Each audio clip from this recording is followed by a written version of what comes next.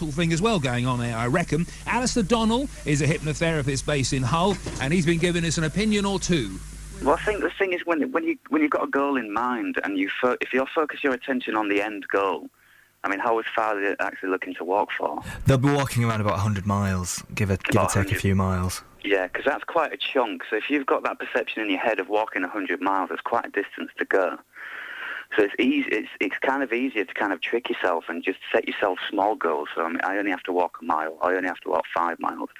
And then trick yourself and think I only have to walk another 5 miles. So it breaks the goals down into manageable chunks rather than thinking, I've got to walk a full 100 miles, because that's quite a long distance. So it's giving yourself a more manageable target at each different stage of the process, rather than thinking, I've only got 86 miles to go to the end. Absolutely, because again, that's quite a big chunk, and if they're tuning into how they're feeling at that point, if they're already feeling tired and they think, oh God, I've got another 86 miles to go, that's going to be demotivating, and it's going to trick themselves into requiring more effort than is necessarily required. Are there any other kind of exercises that they can do with the minds that kind of, maybe not phase them out of the situation entirely, but kind of makes them forget about the bigger goal at the end of it?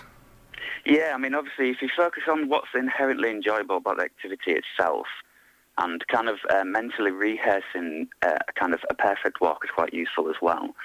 And if you kind of, another way that you can kind of approach is thinking about what the absolute worst outcome might be, asking yourself if you can handle it. And once you kind of come to imagine that the worst outcome and you can actually handle that, then everything else seems a lot better and you can actually kind of troubleshoot your way along.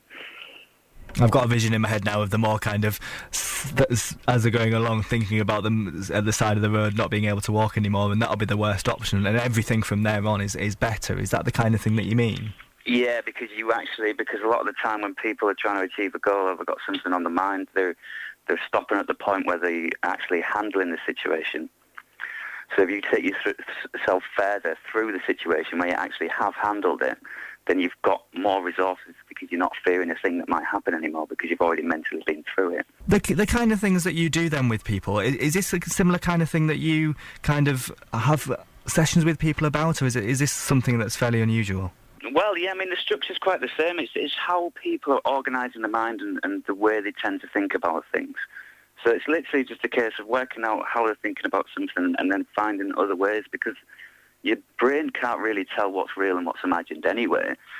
So in all the ways that people trick themselves into thinking something's going to be too difficult, it's going to be too hard, you can reverse the process and actually make it manageable and trick themselves into thinking that they can do it and it's going to be easier than they think. So finally then, if you just had to give them a couple of top tips to get them through each day or even each leg, what would the main things that you would do? Like I say, obviously break it down into just doing like 5 miles at a time.